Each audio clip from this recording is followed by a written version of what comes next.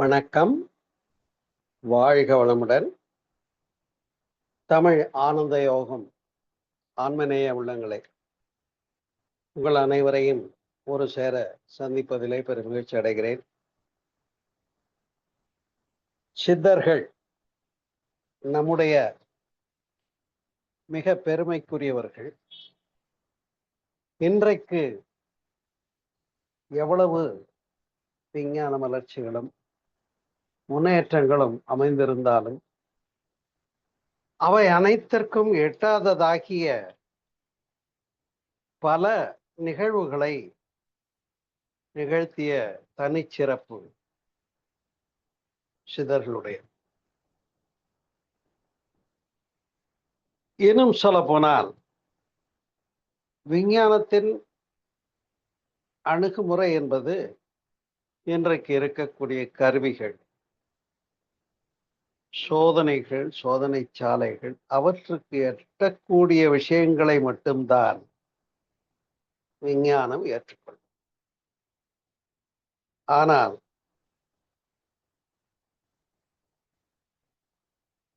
எல்லா விஷயங்களும் அவ்வாறு சோதனைக்கோ கருவிகளுக்கோ கண்டுபிடிப்புகளுக்கோ உள்ளாக்கப்பட முடிவதில்லை. உதாரணமாக, ஆன்மா உண்டு என்பது இந்து மதத்தினுடைய விளக்கம்.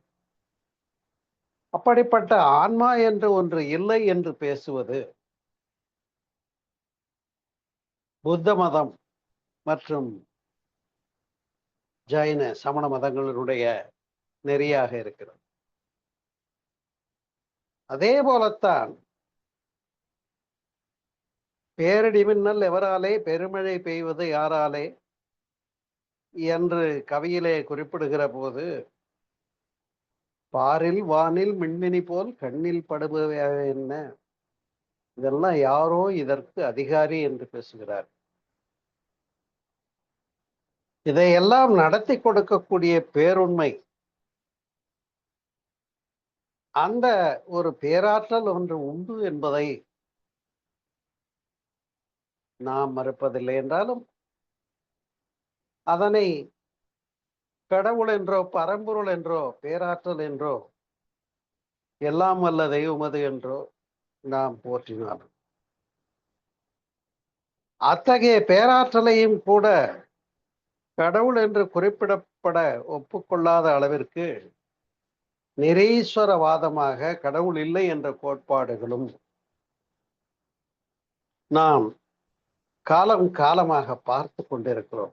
கடவுள் இல்லை என்பாரும் உண்டு, அது ஒரு சாரா. ஆனால்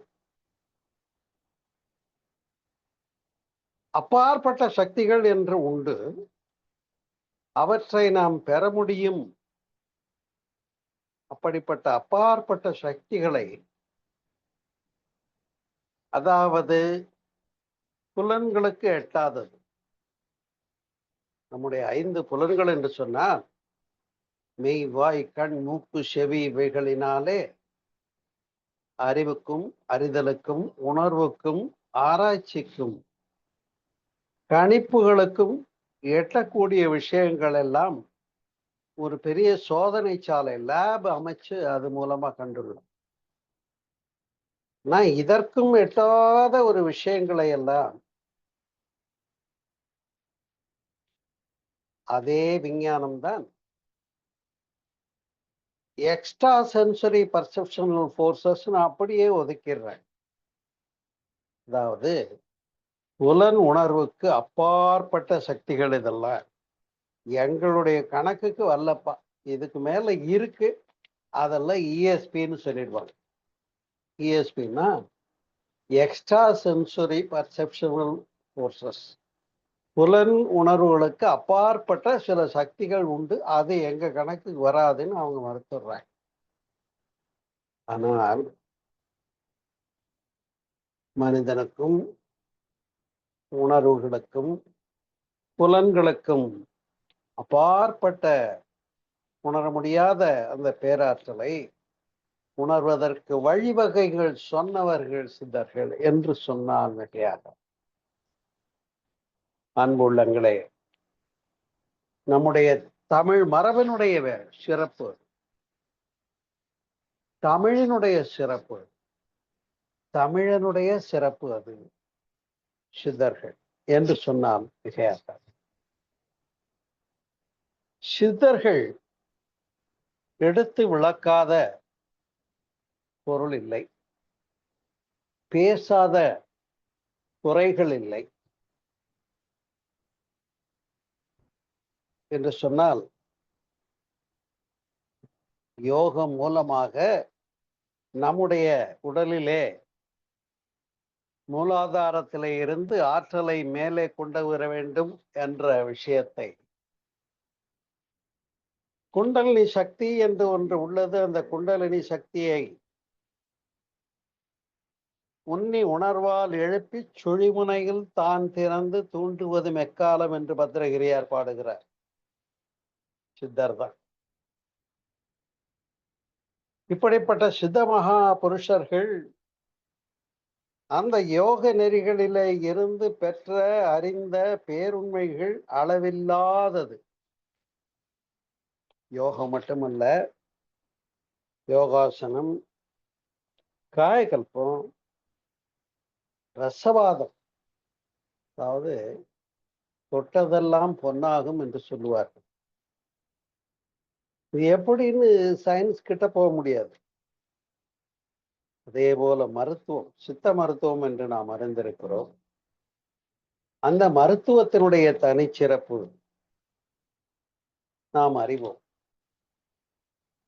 இன்றைக்கு நம்முடைய சமுதாயம் தேவை என்று ஏற்றுக்கொண்டிருக்கக்கூடிய இயற்கை வாழ்வியல், அதாவது விளைபொருள்களை இயற்கை முறையிலே விவசாயம் செய்தல் என்பதை போற்றுகிறோம். அதற்கு தனி கடையே நம்ம வேண்டும் என்று கொண்டிருக்கிறோம், புரிந்திருக்கிறோம். காரணம் என்ன?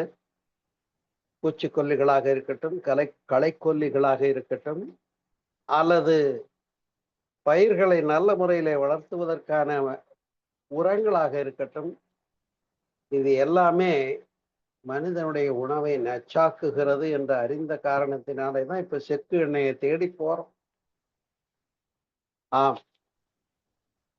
அப்ப அந்த இயற்கை விவசாயம் வேண்டும் என்று சொன்னார்களே, அந்த தனிச்சிறப்புக்கு உட்பட்ட இயற்கையாக விளையக்கூடிய, நம்ம தோட்டத்துல பாத்தீங்கன்னா நாம குப்பை செடின்னு நினைச்சிட்டு இருப்போம். அதுக்கு பேரே குப்பை மேனின்னு பேர். ஆனா அது ஒரு மருத்துவ குணம் உள்ளது. அதே போல கீழா நல்லி, அதே போல வெத்தலை, அதே போல இன்னும் எத்தனையோ செடிகள் மருத்துவ குணங்கள் உள்ளது என்று கண்டார்கள். அவற்றை மருந்தாக அதனுடைய காய்களையும் கனிகளையும் பக்குவப்படுத்தி ஏற்றுக்கொள்வதற்கு பழக்கினார்கள் சித்தர்கள்.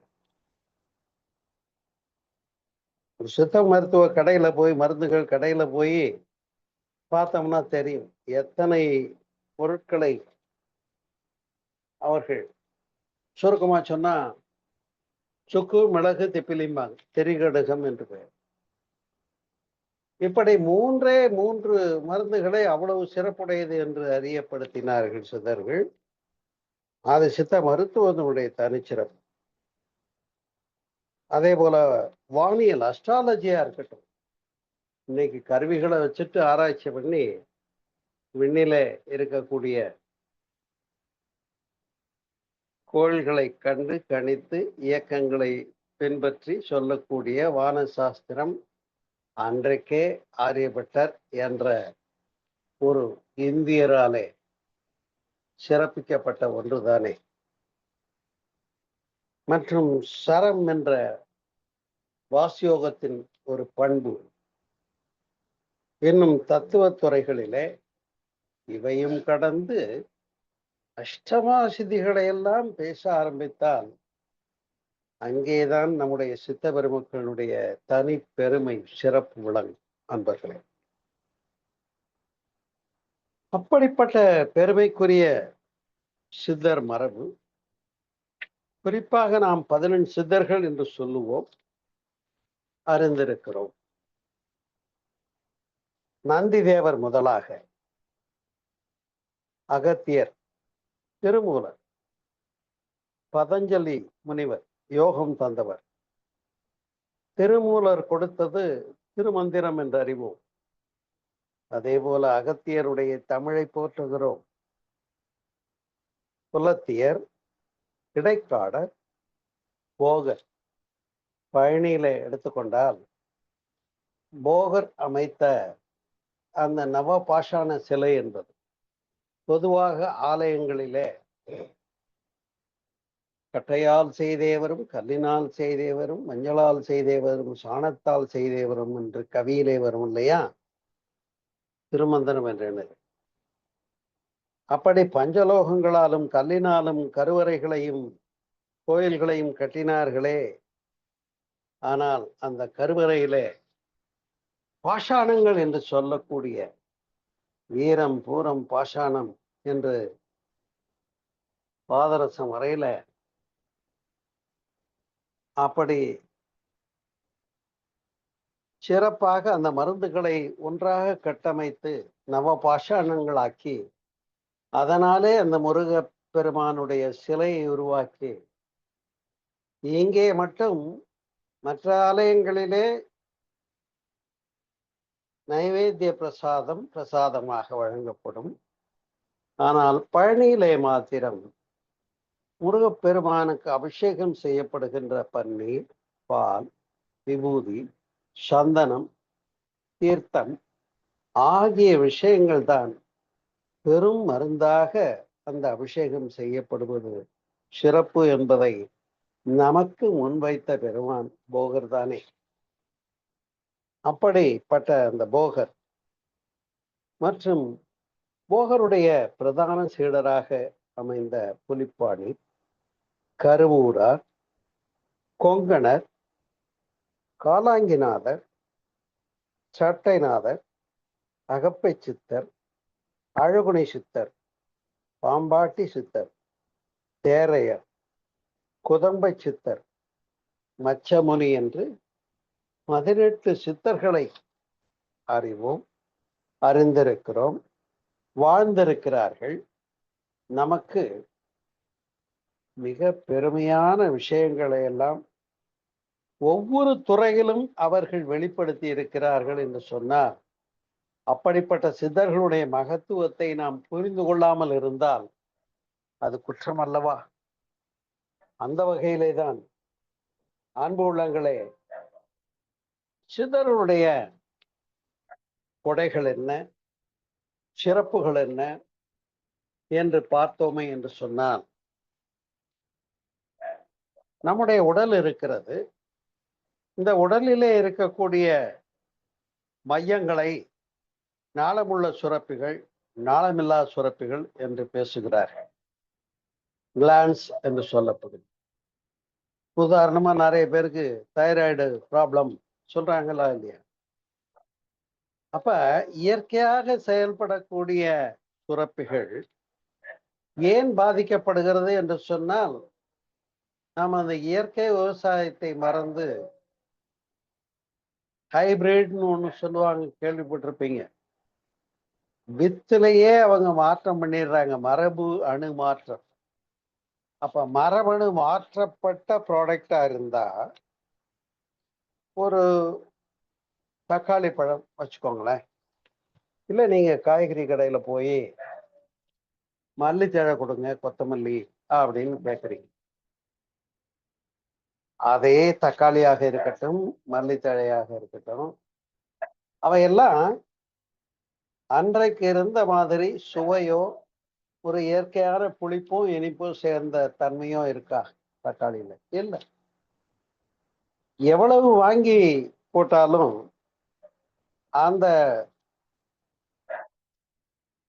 மல்லி கொத்தமல்லியில ஹைபிரிட் ஆக்கி அதற்குரிய மனத்தை இழந்து நிற்கின்ற கொடுமையை பார்க்க. அப்ப என்னன்னு சொன்ன, நம்முடைய உடம்பிலே நாம் யோக நெறியிலே பேசக்கூடிய மூலாதாரம், சுவாதிஷ்டானம், மணிப்பூரகம், அநாகதம், விசுக்தி ஆகினை என்று யோகத்தை பேசினார்களே பதஞ்சலி முனிவர் முதலான அத்துணை பெயர்களும் அட்டாங்க யோகம் ஆதாரம் ஆறும் அவத்தை ஐந்தும் விட்டேறி போன வெளித நிலையை வியப்பொன்று கண்டேன் என்று பாடுகிறார்களே. அப்ப அந்த அட்டாங்க யோகம் ஆதாரம் ஆறும் எடுத்து சொன்னவர்கள் சித்தர்கள் தானே. ஆனால் அவர்கள் அன்றைக்கே சொன்ன நம்முடைய 6 ஆதாரங்கள் என்று சொல்லக்கூடியது முதுகு தண்டனுடைய இறுதி பகுதியிலே இருக்கக்கூடிய செக்சுவல் கிளான்ஸ், அதைத்தான் மூலாதாரம் சுவாதிஷ்டானம் என்றார்.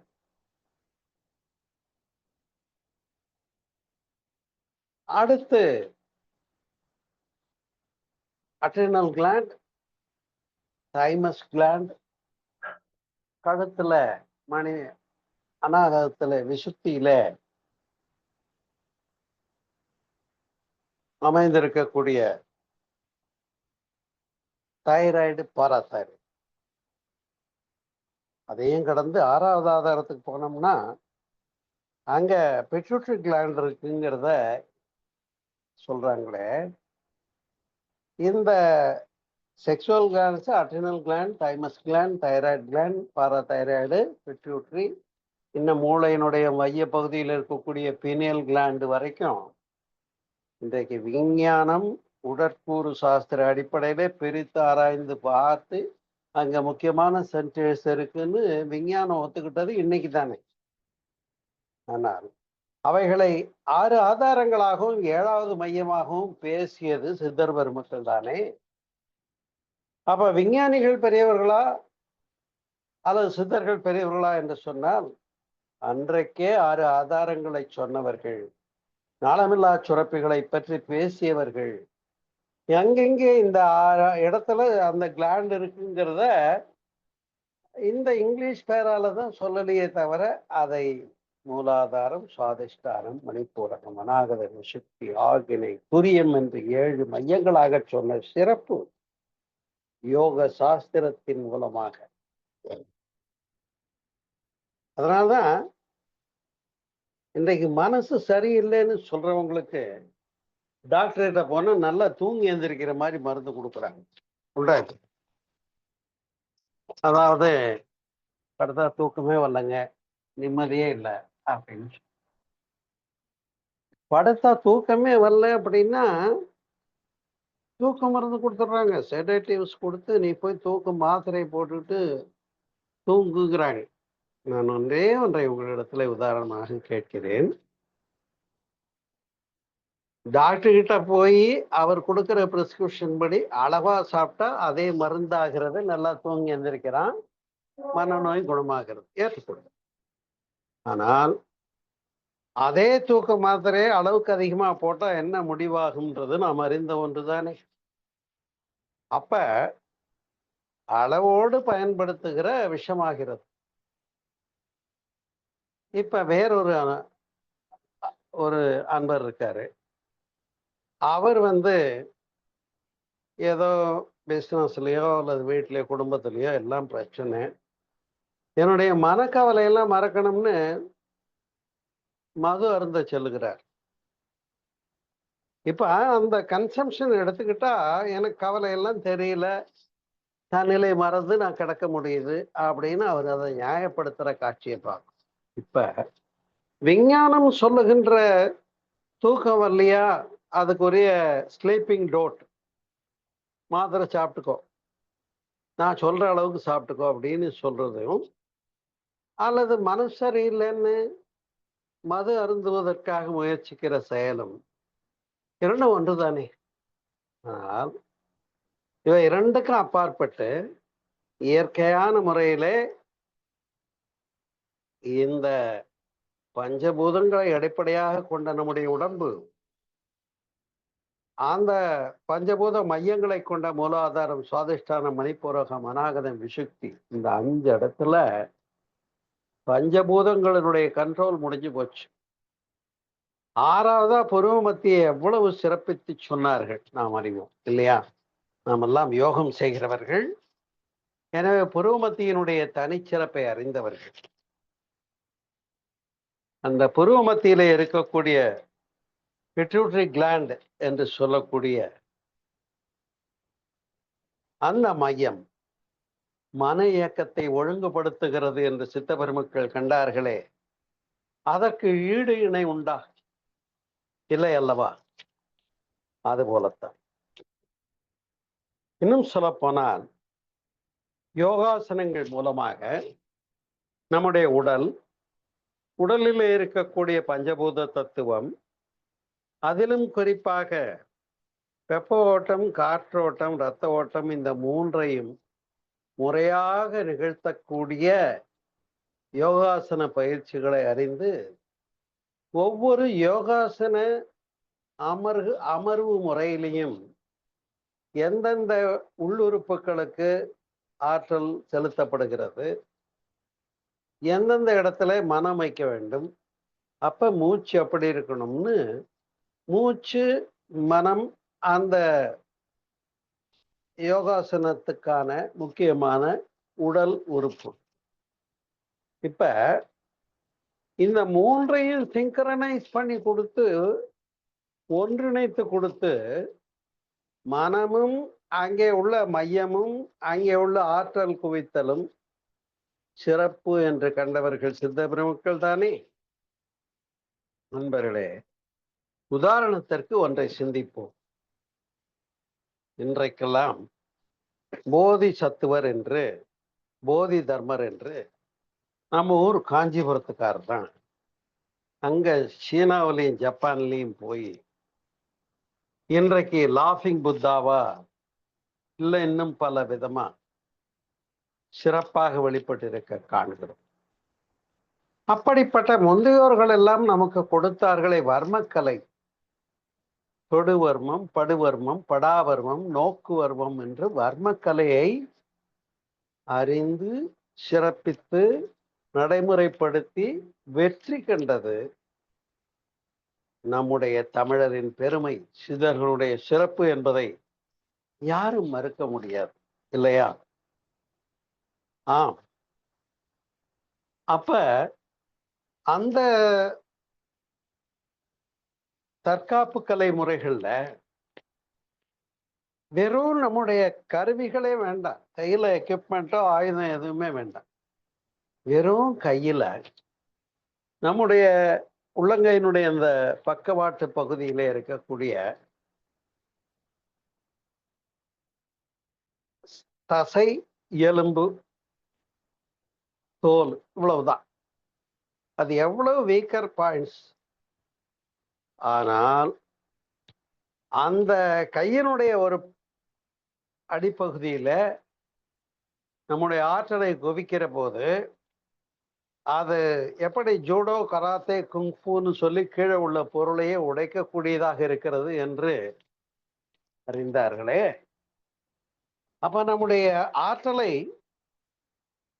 அந்த புறங்கையினுடைய ஓரத்துல குவிக்கிற போது அது கல்லையோ கட்டையோ உடைக்கக்கூடியதாக இருக்குது. அந்த அளவுக்கு அங்க ஆற்றலை குவிக்க முடியுதுன்னு சொன்னா, வெறும் தசையும் மெல்லிய எலும்புகளும் தோலும் இருக்கக்கூடிய பகுதியே அங்கே பயிற்சிக்கு உள்ளாக்கப்படுகிற போது, ஆற்றல் குவிக்கப்படுகிற போது, ஜூடோ, கராத்தே, குங்ஃபூல அது வெற்றிகரமான செயல்பாடுகளாக வெளிப்படுத்த முடிகிறது என்று சொன்னால், நம்முடைய உடலிலே இருக்கக்கூடிய 6 ஆதாரங்களும் அதற்குரிய மையங்களும் அந்த கிளான்ஸும் கான்சன்ட்ரேட் பண்ணப்படும் போது, இன்னும் குறிப்பாக புருவமத்தி பிட்யூட்டரி சுரப்பி அங்க இருக்கு.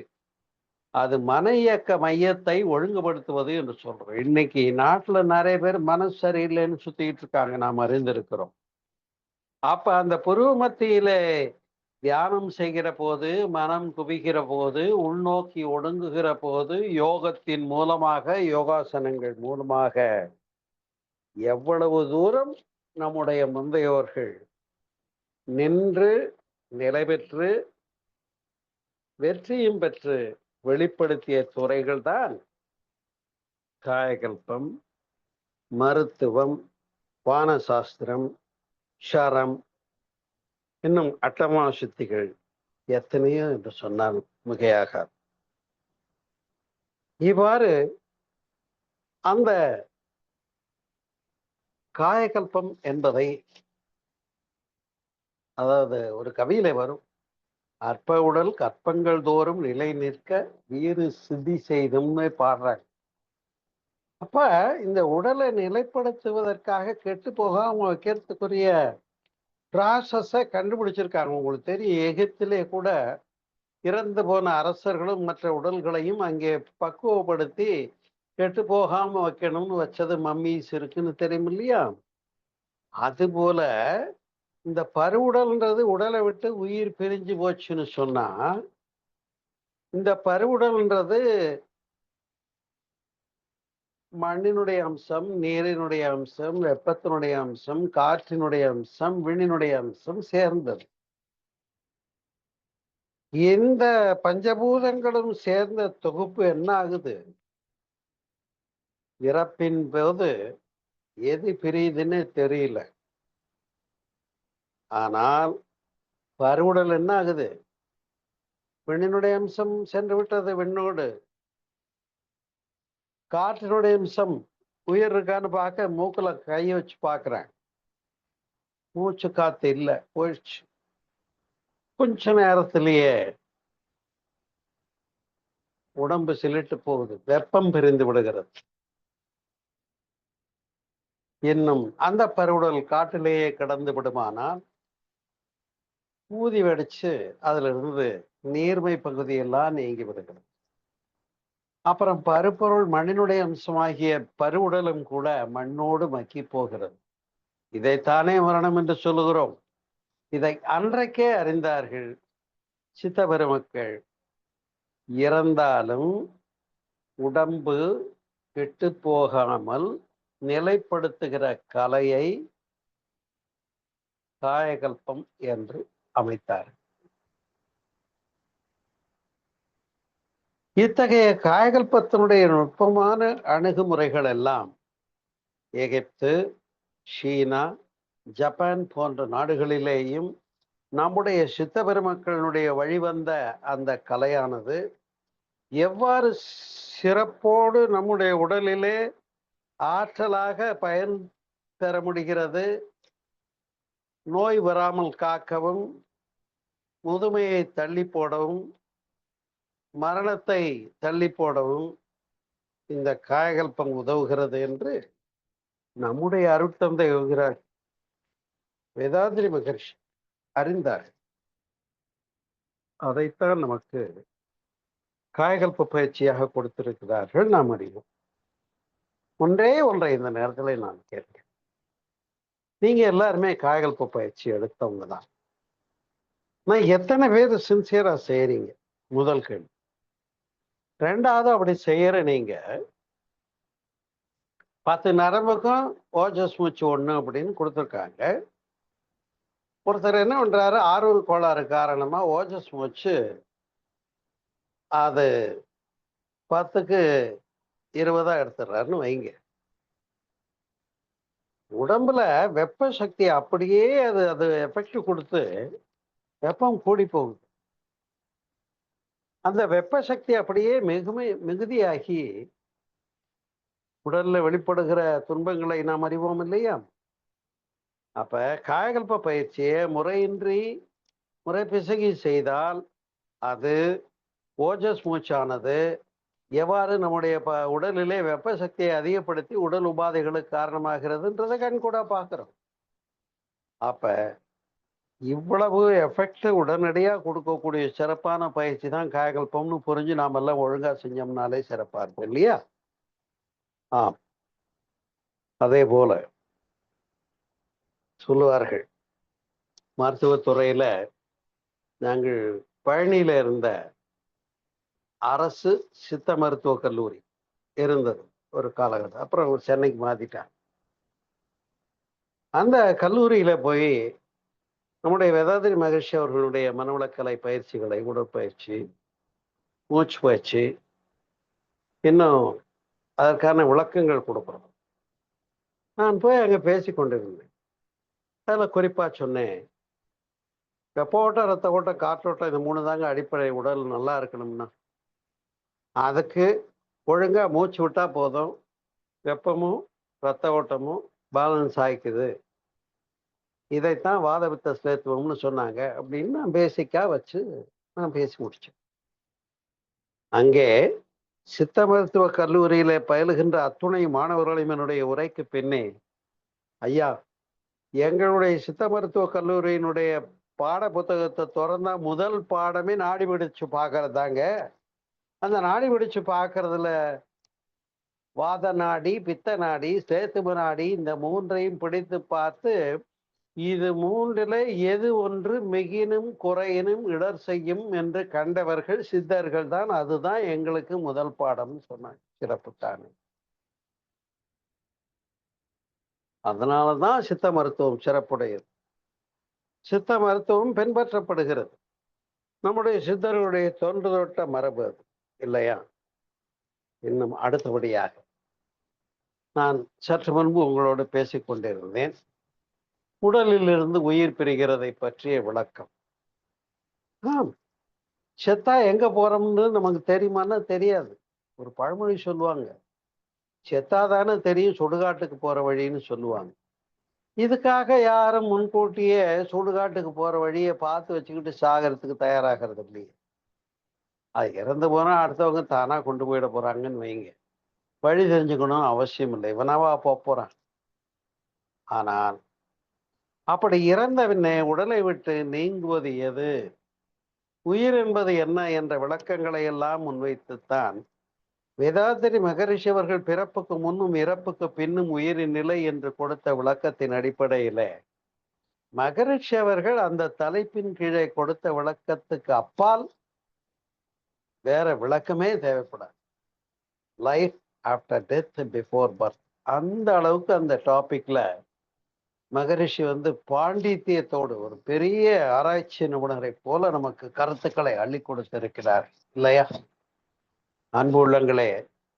ஆனா அப்படிப்பட்ட சிறப்புக்குரிய அந்த காயகல்பமாக இருக்கட்டும், யோகாசனங்களாக இருக்கட்டும், இந்த அடிப்படை கருத்துக்களாக இருக்கட்டும், இதையெல்லாம் மகரிஷி அவர்கள் மூலமாக நாம் முறையாக பயிற்சிகளாக பெற்று இன்றைக்கு ஆரோக்கியத்தோட உடல் நலத்திற்கு உடற்பயிற்சியும், மூச்சு பயிற்சியும், உயிர் நலத்துக்கு காயகல்ப பயிற்சியும், மன நலத்துக்கு தியான பயிற்சியும் என்ற 3 பயிற்சிகளை உள்ளடக்கி மகரிஷியின் சீடர்களாக நாம் திகழ்கிறோம் என்று சொன்னால் நாம் எல்லோரும் மிகவும் கொடுத்து வைத்தவர்கள் என்பதிலே எந்த விதமான ஐயப்பாடும் இல்லை அல்லவா? ஆம், அதனால்தான் நானும் கூட உங்களுக்கு தெரியும் அறிவிப்பு அனுப்பியிருந்தோம், குழுக்களிலும் போட்டிருப்பாங்க. பிறப்புக்கு முன்னும் இறப்புக்கு பின்னும் உயிரின் நிலை என்ற தலைப்பில் ஒரு நூல் ஒன்றினை ஆக்கி இருக்கிறேன். இதனுடைய நீண்டகால தேடல், படிக்கிற காலத்திலேயே போய் மறைமலையடிகளினுடைய நூலை எல்லாம் படிச்சு அதை பற்றி அறிந்து, இன்னும் பல நூல்களை எல்லாம் படிச்சு அறிந்த விஷயங்களை எல்லாம் தொகுத்துத்தான் ஒரு 5வதாக ஒரு புதிய நூலை எழுதி நாளைய தினம் அந்த நூல் வெளியீடு விழா நடைபெற இருக்கு பழனி. நாளை வெள்ளிக்கிழமை மாலை 6 மணிக்கு பழனியில RF ரோட்ல அமைந்திருக்கக்கூடிய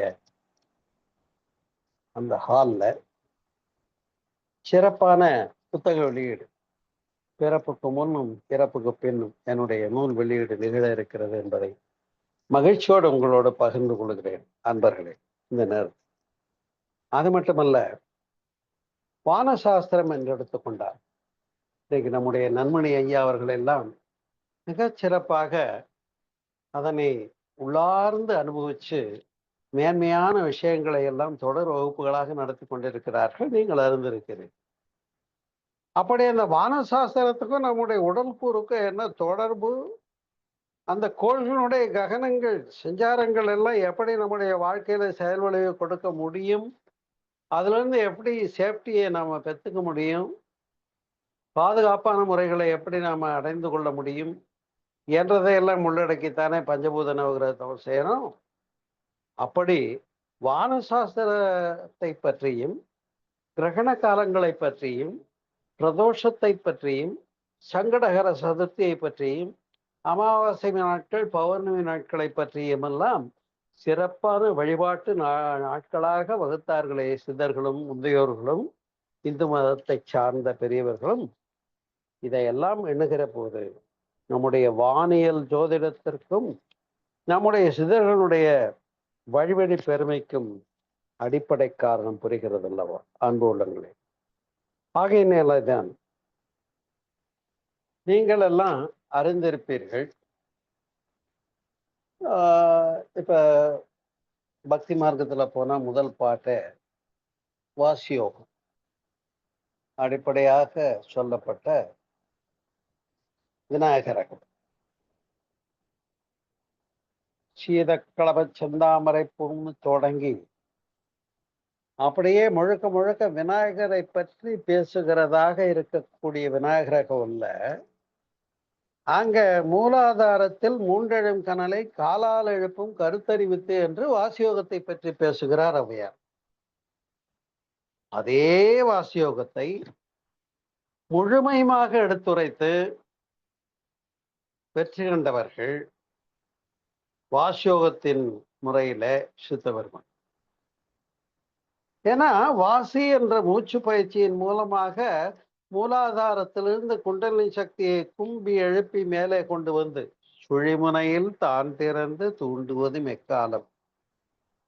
எப்பப்பா மேல 6வது மையத்துக்கு வரப்போறீங்கன்னு கேட்டாங்க. நாம வேதாதிரி மகர்ஷி குருகிட்ட வந்தோம்.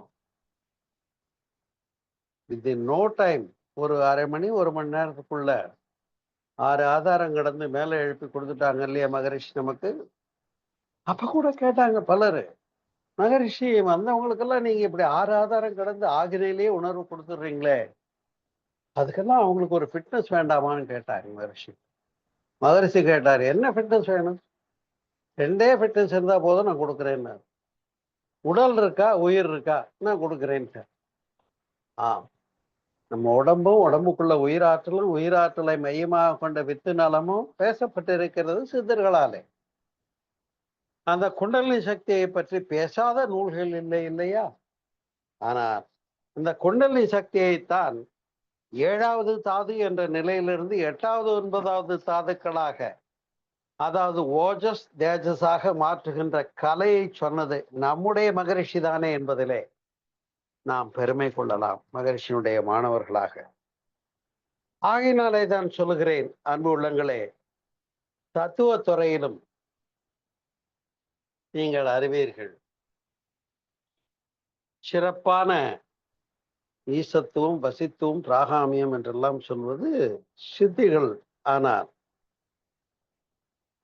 அந்த சைவ சித்தாந்த மரபு என்று எடுத்துக்கொண்டோமே என்று சொன்னால், தத்துவ துறையிலும் உடல் தத்துவம், உயிர் தத்துவம், சிவ தத்துவம், வித்யா தத்துவம் என்று 96 தத்துவங்களாக பிரித்து பேசினார்களே சித்தர்கள். இன்றைக்கு அதையெல்லாம் நம்ம உள்ள போய் பார்க்கணும்னு போகும்போது நீங்க எத்தனையோ பேரு சைவ சித்தாந்தம் முறையா படிக்கிறதுக்கு மதுரை ஆதீனத்தின் மூலமாக வகுப்புகளுக்கு சென்றிருப்பீர்கள். நானும் 1க்கு 2 முறை சைவ சித்தாந்த ரத்னா முடித்திருக்கிறேன். ஆனாலும் அந்த சைவ சித்தாந்தம் நம்முடைய எட்டலுக்கும் எட்டாத ஒன்றாகத்தான் சிறப்பாக அமைந்திருக்கிறது என்று சொன்னால் மிக இல்லை.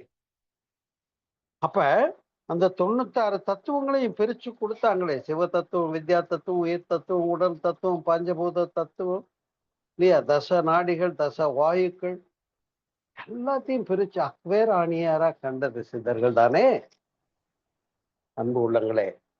எல்லாவற்றுக்கும் மேலதாக இதெல்லாம் கூட ஓரளவுக்கு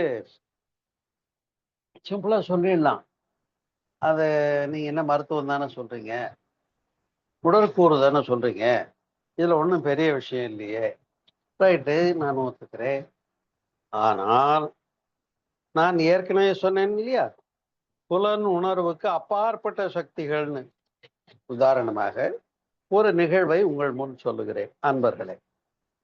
அப்படின்னா, மகரிஷி அவர்கள் வெளிநாடுகளுக்கு போயிருந்த பொருள் உங்களுடைய அலைவேகம் எப்படி இருக்கு தியானத்துலன்னு கண்டுக்கிறோம்.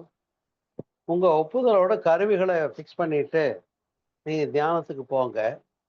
நீங்க எந்த அளவுக்கு ஃப்ரீக்குவன்சி அந்த alpha waves, beta waves, theta waves, gamma waves, delta வேவ்ஸ்னு அப்படியே சுருங்கி உங்க அலைவேகமான அலைச்சுழல் எந்த அளவுக்கு சுருங்கி தியானத்துல நிக்குதுங்கிறத நாங்க கருவிகளை கொண்டு ஆய்ந்து பார்க்கிறோம் என்று கேட்டார்கள் மகர்ஷி. சரியா? சரின்ட்டாங்க மகர்ஷி. தொடங்கியாச்சு. மகர்ஷி தியானம் தொடங்கிட்டாரு. மகரிஷி துரியாதத்துக்கு போயிட்டாங்க. இங்க கருவிகள் இயங்கவில்லை. இது நடந்த உண்மை. அப்ப யோகாவுல மன அலை சுழல் நில் ஸ்டேட்டுக்கு போகும்போது அத கருவிகளால அளக்க முடியலங்கிறது தானே உண்மை. அவ்வளவு பெரிய ஒரு மகரிஷி அருட்தந்தை யோகிராஜ் வேதாத்திரி மகரிஷி அவர்களை நாமெல்லாம் குருவா பெற்றிருக்கிறோம்னா நாமெல்லாம் எவ்வளவு கிஃப்டட் பீப்புள் பாருங்களேன்.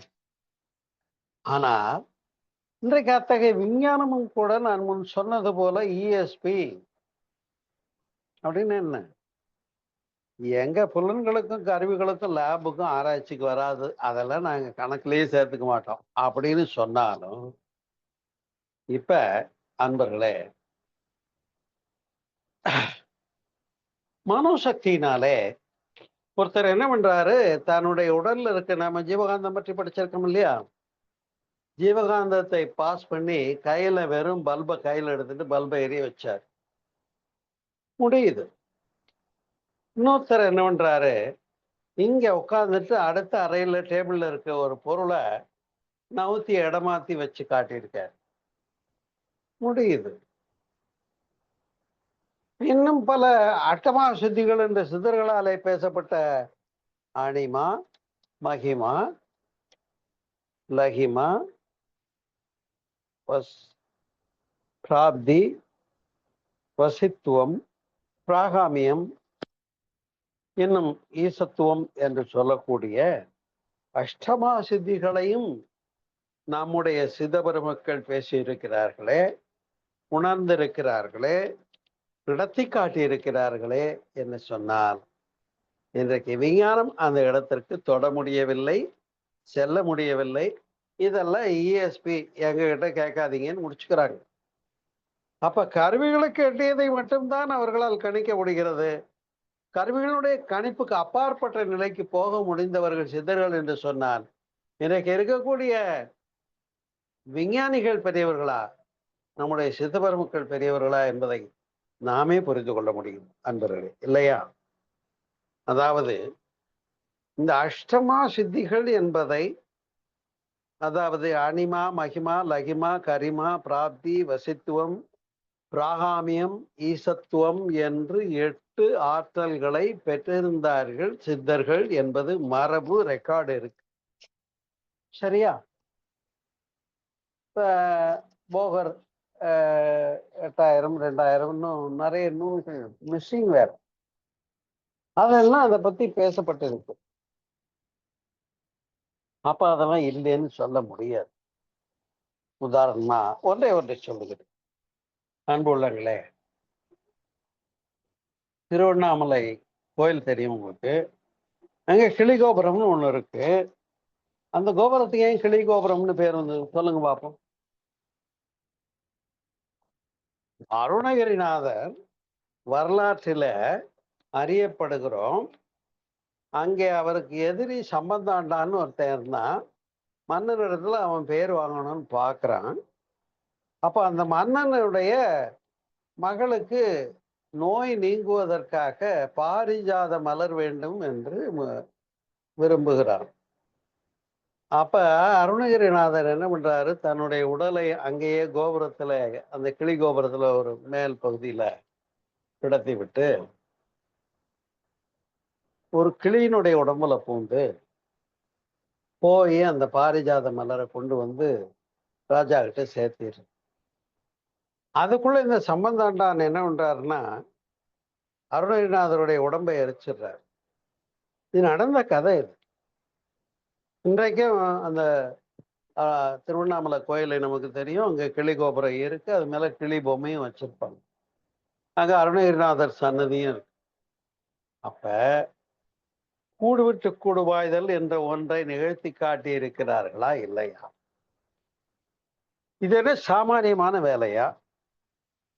இதை அருணகிரிநாதர் நடத்தி காட்டியிருக்காரு. அப்ப நம்முடைய சித்தர்கள் மரபிலே வந்த பெரியவர்கள் எல்லாம் இந்த அனிமா, அதாவது நுண்ணிய வடிவம் எடுத்தல் என்று லீஸ்ட் துகள், பின்னமாகிறது, லீஸ்ட் பார்ட்டிகிள். மகிமா, பெரிய வடிவம் எடுத்தல். அதாவது மகாபாரதத்துல வருது இல்லையா, கிருஷ்ணன் விஸ்வரூப தரிசனம் காட்டினார் என்று அறிகிறோம். பார்த்து அப்படியே மலைச்சு போயிட்டான். அதுக்குள்ளே எல்லா காட்சியும் தெரியுது. அர்ஜுன் நாம் அறிந்திருக்கோம். அதுதான் மகிமா என்று சொல்லக்கூடியது. பெரிய வடிவமாகுது. அடுத்த லகிமா என்பது லேஸ் ஆகுது, காற்றை போல.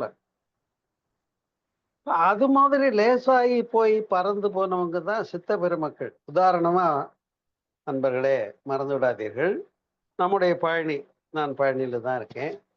நம்முடைய பழனியில இருந்த போகர் பெருமான் ககன மார்க்கமாக மக்கா, மதினா, ரோமாபுரி, சீனா ஆகிய நாடுகளுக்கு சென்றார் என்று ரெக்கார்டு இருக்கா இல்லையா? அதே ஒரு காரணத்தினால்தான் இன்னைக்கு இஸ்லாமிய பெருமக்களும் மலைக்கு பின்பக்கம் அப்படியே கை வச்சு தொழுகை நடத்திட்டு போவாங்க. நானும் பார்த்துருக்கேன், நீங்களும் பார்த்து. அப்போ போகர் பெருமான் அங்கே இந்து மதத்துக்கு அப்பாற்பட்ட ஒரு பெரிய மகானாக இருந்து விளங்கி இருக்கிறார் என்ப சிறப்பு தானே. அப்ப அதுதான் லகிமா என்று சொல்லக்கூடிய லேசாகுதல்.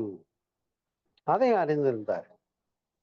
அடுத்த கரிமா என்று சொல்லக்கூடிய அது என்னன்னு சொன்னா எடை கூடுதல்.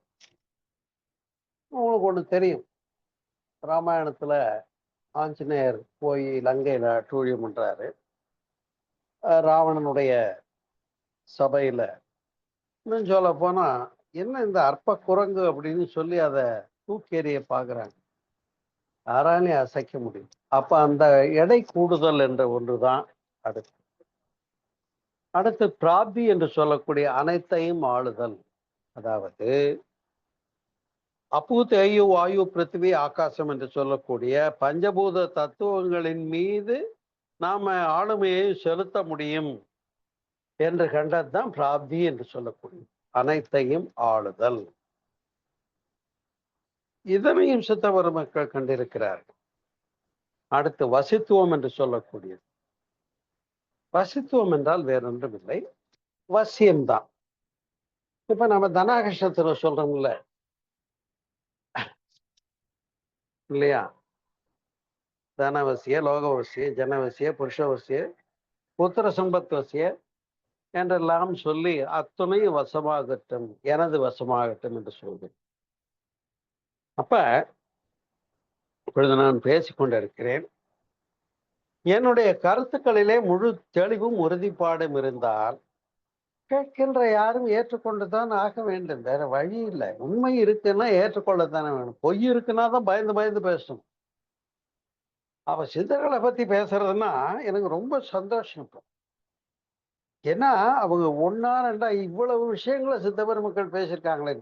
ஏன்னா ஒவ்வொரு சித்தர்களையும் பேச ஆரம்பிச்சாலே விரித்துரைக்க வேண்டியது. அவ்வளவு தனிச்சிறப்பு இல்லையா? போகரை பத்தி அவ்வளவு விஷயங்களை பார்த்தோம். அப்படி வசித்துவம் என்பது வசியம், ஜெகவசியம், முகவசியம், புத்திர சம்பத் வசியம், அனைத்தையும் வசியம். தன ஆகர்ஷணம், பொருள் விஷயம், உலக வசியம், முகவசியம். மகான்களை பார்க்கிற போது மற்ற வசியங்கள்ல விட்டுருங்க, வேண்டாம். மகான்களை பார்க்கிற போது அவங்க முகத்திலிருந்து ஒரு பொலிவு தெரிகிறதா இல்லையா? முகப்பொலிவு, தேஜஸ்ன்னு சொல்லுது. காந்திம்பார், காந்திமதிநாதன் பேர் சொல்றாங்கல்ல, அந்த காந்தி. சூரியகாந்தின்னு பேர் சொல்றோம்ல, அந்த காந்தி என்னன்னா the rays which is outcoming from the person, one who is realized the godliness. இறை பொருளை உணர்ந்த ஒருவருடைய உள்ளே இருந்து வெளிப்படக்கூடிய பொருள். உங்களுக்கு தெரியும், அகத்தின் அழகு முகத்தில் தெரியும்பாங்க. இன்னும் சொல்ல போனா கண்கள் மூலமாக அவன் மறைக்கிறானா பொய் பேசுறானா தெரிஞ்சிரும்னு சொல்ல முடியும் இல்லையா? அப்ப அந்த கண்களின் மூலமாகவே ஆற்றல் பாய்ச்சுதல் என்ற தீட்சை முறையை வேதாதிரி மகிழ்ச்சி துரிய நமக்கு கொடுத்திருக்காங்களா இல்லையா?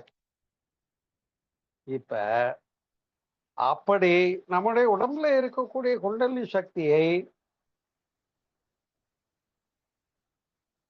ரசம், ரத்தம், கொழுப்பு, மஜை, மூளை, வெந்துநாதம், அதுக்கு மேல 8வது 9வது தாதுவாகிய தேஜஸ் ஓஜஸா மாற்ற முடியும் என்று சொன்னார்களே சிதர்கள், சிறப்பு தானே, எந்த மாற்றம் கிடையாது. அடுத்து பிராகாமியம் என்று சொல்லக்கூடிய கூடுவிட்டு கூடு பாய்தலுக்கு தான் சிறப்பை நான் அருணகிரிநாதரை பற்றி உங்களுக்கு கூறினேன். அன்பர்களே, இப்ப நான் உங்ககிட்ட அந்த கடைசியா ஒன்றை மட்டும் சொல்லாமலே நிறுத்திடுறேன். நீங்க யாராவது கேளுங்க, அப்புறம் சொல்றேன். ஈசத்துவம்னா என்னன்னு. நண்பர்களே, இப்ப இவ்வளவு விஷயங்களை சித்தர்கள் சாதிச்சிருக்காங்களே, அந்த சித்தர்களும் ஒரு மனுஷங்க தானே. அவங்க பிறக்கும் போது ஒரு குழந்தையா தானே பிறந்திருப்பாங்க, உண்டா இல்லையா?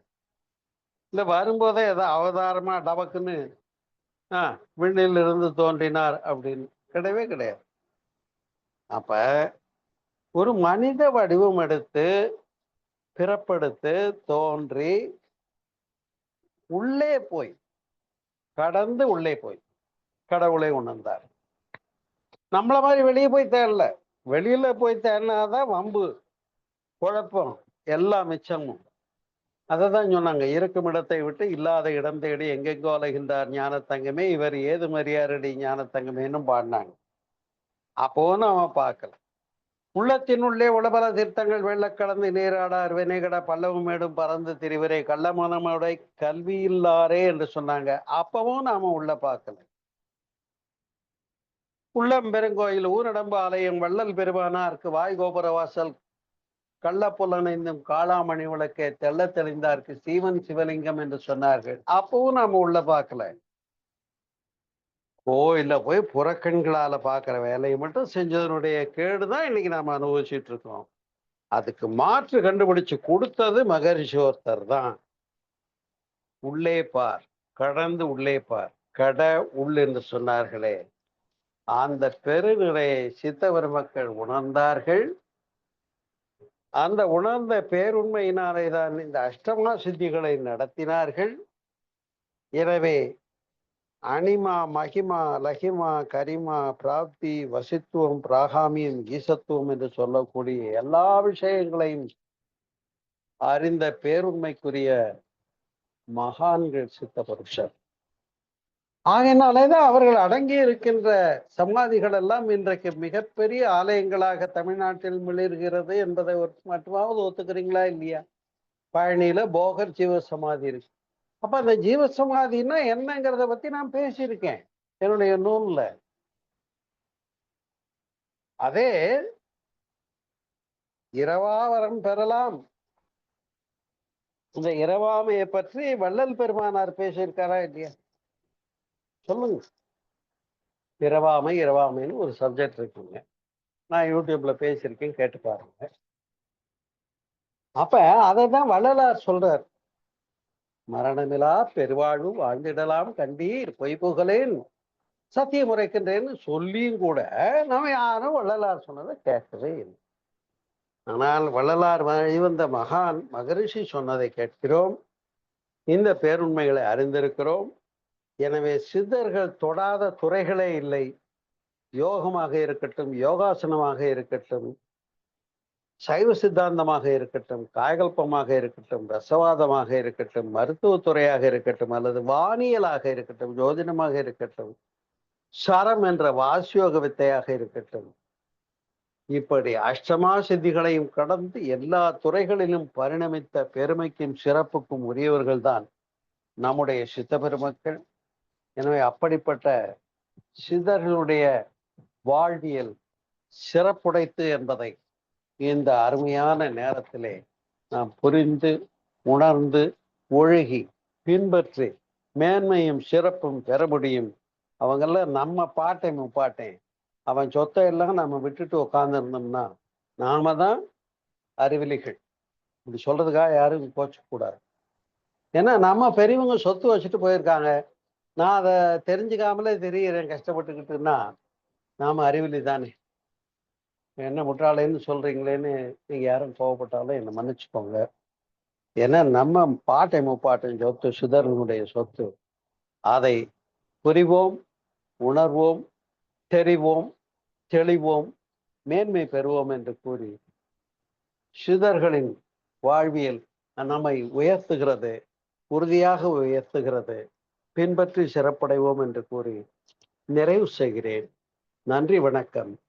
வாழ்க வளமுடன், வாழ்க வளமுடன், வாழ்க வளமுடன்.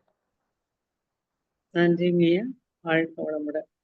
அன்பர்களே, இவ்வளவு நேரம் நமக்கு சித்தர்களின் வாழ்வியல் என்ற தலைப்பில் சிறப்பாக சிந்தனை உரை அளித்த அருள்நிதி சோமசுந்தரம் ஐயா அவர்களை அனைவரும் தவறு நீர் என்று வாழ்த்துவோம். அருள்நிதி சோமசுந்தரம் ஐயா அவர்கள் வாழ்க வளமுடன். அருள்நிதி சோமசுந்தரம் ஐயா அவர்கள் வாழ்க வளமுடன்.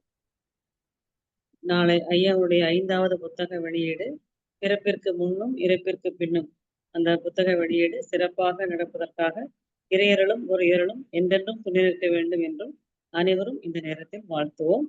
வாழ்க வளமுடன், வாழ்க வளமுடன், வாழ்க வளமுடன்.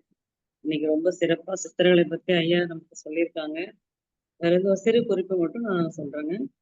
அதாவது அஸ்தமா சித்திகளை பெற்றவர்கள் ஐயா ஒரே வார்த்தையில கவர் பண்ணிட்டாங்க எல்லாத்தையும். அது விஞ்ஞானத்துக்கு அப்பாற்பட்டது அவருடைய அறிவாற்றல். நமக்கு அந்த புறங்களுக்கு எட்டாத அந்த அப்பாற்பட்ட சக்திகளை எல்லாம் பெற்றவர்கள் தான் அந்த சித்தர்கள்.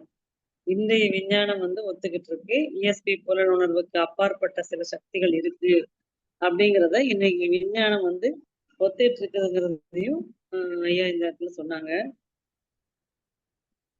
இந்த சித்தர்கள் யோகம் மூலமாக நம்முடைய உடலில் உள்ள அந்த குண்டலினி சக்தியை மேல உயர்த்துவது எப்படி என்பதை உணர்ந்துட்டாங்க.